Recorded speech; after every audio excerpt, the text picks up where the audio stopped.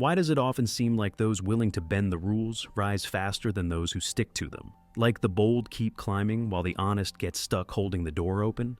Maybe it's because the rules we were taught to follow, fairness, honor, playing nice, aren't the universal truths we think they are.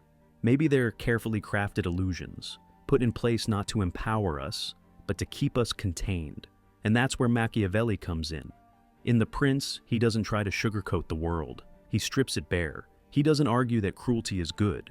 He argues that pretending the world runs on kindness alone is naive. Machiavelli tells us, if you want to lead, if you want to win, then stop waiting for a fair game. Start mastering the one that's already being played. Machiavelli's not celebrating ruthlessness. He's waking us up. He's saying, if you want to survive, if you want to succeed, you can't lead with ideals alone. You need to understand the game of power as it really is. You have to study it, like a strategist studies war, like a chess master studies every possible move and counter-move. Leadership isn't a fairy tale. It's a battle of adaptability, vision, and timing. And Machiavelli gives us the manual not to destroy others, but to understand how the world really works when the stakes are high.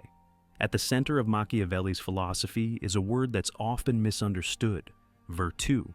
It doesn't mean being virtuous in the moral sense. It means having the skill, the force of character, the adaptability to shape the world rather than be shaped by it.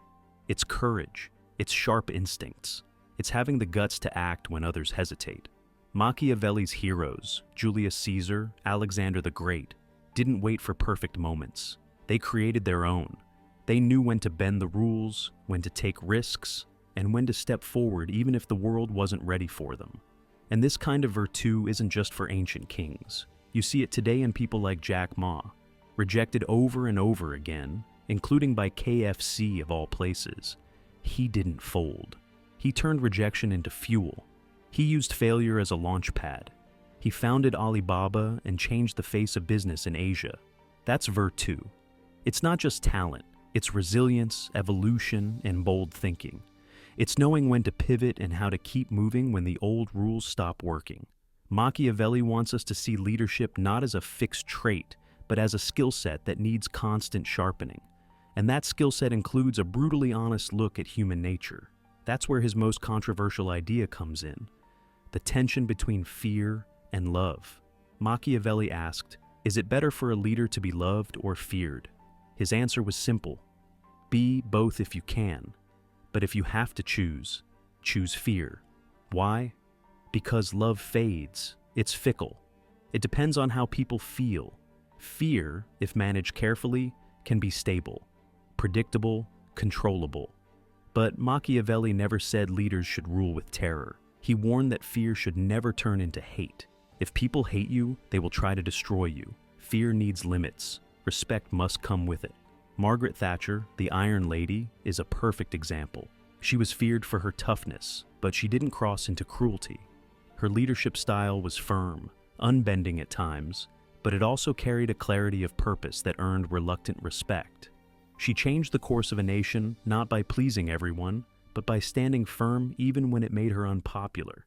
And that's the deeper lesson here. Leadership isn't about being liked, it's about being respected, being clear, being strong without being oppressive. Because when you're too soft, people take advantage. But when you're too harsh, they rebel. The real art is in balance, knowing when to show your teeth and when to offer your hand. This applies far beyond politics. In business, in management, even in personal relationships. The ability to command respect without breeding resentment is a timeless skill. Controlled fear, when wielded wisely, is less about domination and more about stability. It creates boundaries. It sets the tone. Machiavelli goes even deeper with one of his most misunderstood teachings: the difference between appearing virtuous and actually being virtuous. He makes a bold claim. A leader should look merciful, faithful, kind, religious, even if, behind the scenes, they don't always act that way. And this isn't about being fake or two-faced. It's about survival, about strategy. In a world where public perception shapes everything, from business deals to political careers, appearing virtuous often has more power than actually being so. That's a hard pill to swallow. But think about it. People trust images, not intentions. They follow leaders they believe in, not necessarily ones who do everything by the book. This idea might sound cynical, but it plays out everywhere today. CEOs give inspiring speeches about integrity and fairness, while simultaneously laying off thousands to save the company. Politicians promote justice and equality, while maneuvering through backdoor deals that ensure their party's dominance. It's not always hypocrisy, it's often strategy. They know the crowd needs an image to believe in. That image becomes armor, a tool, a shield. And in many cases, it works.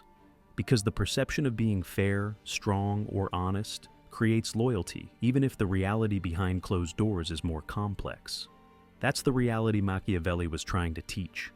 That leadership, real, effective leadership, isn't just about doing good things. It's about appearing trustworthy while navigating a world that punishes the overly transparent. You can't be completely open and expect to survive in power. If people saw every strategy, every misstep, every hesitation, they'd eat you alive. So you craft a story. You manage the narrative.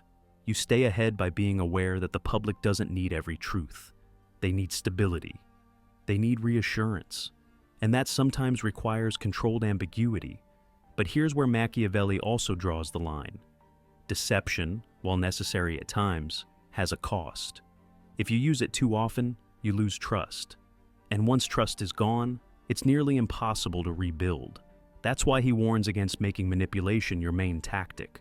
Because leadership without credibility is a house of cards. Yes, people can be deceived. Yes, they fall for appearances. But only up to a point. Eventually, reality catches up. And when it does, you either have a foundation of respect to fall back on, or nothing at all.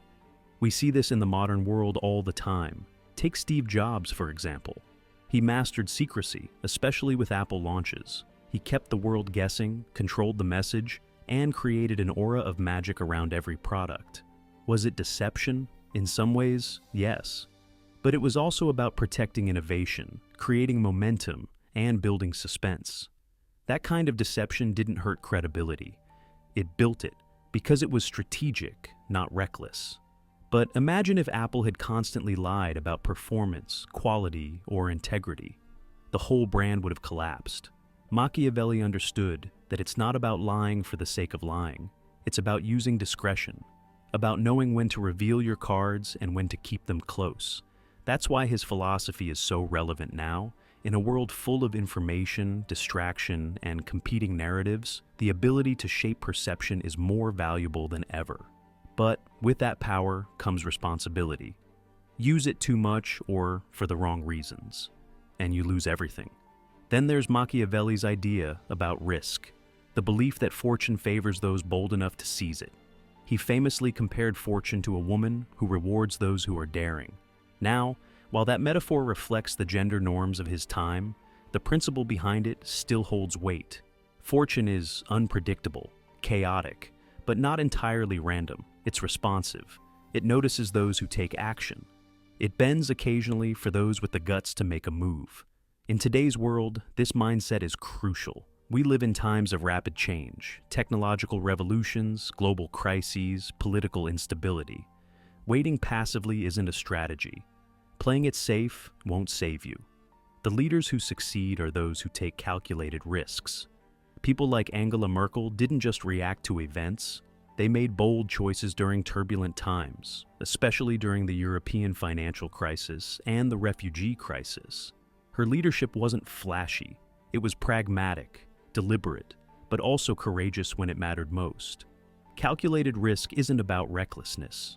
It's about timing, intuition, and preparation. It's about stepping into uncertainty with a plan, not because everything is guaranteed to work out, but because standing still guarantees failure. Machiavelli's metaphor challenges us to think of leadership as a constant dance with unpredictability.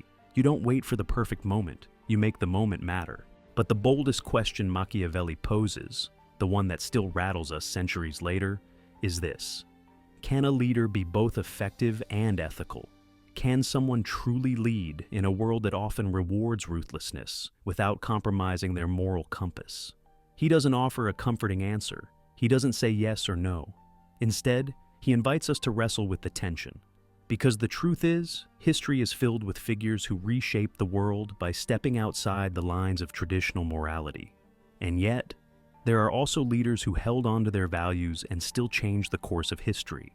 Take Nelson Mandela. He faced an oppressive regime, endured 27 years in prison, and emerged not with vengeance, but with a vision. He chose unity over revenge, forgiveness over retribution. That's not weakness, that's power with principle. Mandela didn't discard ethics, he embodied them. And yet, he also had to make tough, often controversial decisions. He balanced the demands of justice with the realities of politics. His leadership shows us that ethical action isn't always about doing what's popular. It's about doing what's right, even when it costs you. That's the paradox. Machiavelli didn't say ethics have no place. He said clinging too tightly to ideals can sometimes stop you from acting when it matters most. The world doesn't always reward goodness. Sometimes it demands strength. Sometimes leadership means walking a tightrope, staying true to your values while making hard decisions that others won't. It's not about abandoning virtue, but about knowing how and when to protect it without letting it paralyze you. And leadership today is more complex than ever. It's no longer just about speeches and policies. It's about navigating systems, institutions, cultures. Machiavelli understood this even in his time. A strong leader isn't enough. There has to be structure, enduring institutions, systems that outlast any one person. That's how real power is maintained, not just by charisma, but by stability. And that's where modern democracies offer a lesson. Even when individual leaders stumble, strong institutions keep things moving forward. Power that's built only on personality is fragile.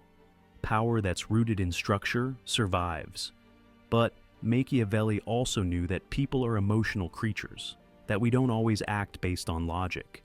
Today, psychology confirms what he intuited centuries ago. Confirmation bias, fear, tribalism, the tendency to follow strong narratives over complicated truths. A leader who doesn't understand human nature, who can't communicate clearly, who ignores emotion, isn't leading. They're just hoping. Machiavelli tells us, understand people. Anticipate how they think, how they feel, what they fear. And use that understanding not to exploit, but to guide. Leadership is part science, part art, and fully human. Now add another layer. The digital world. Social media, 24-hour news, viral narratives. Leadership today happens in real time. Every move is watched, dissected, criticized.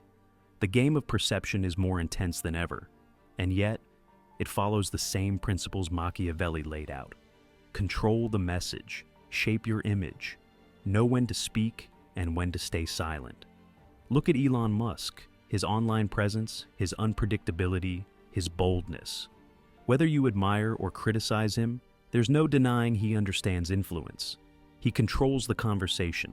He plays the game, bold, unapologetic, and strategic.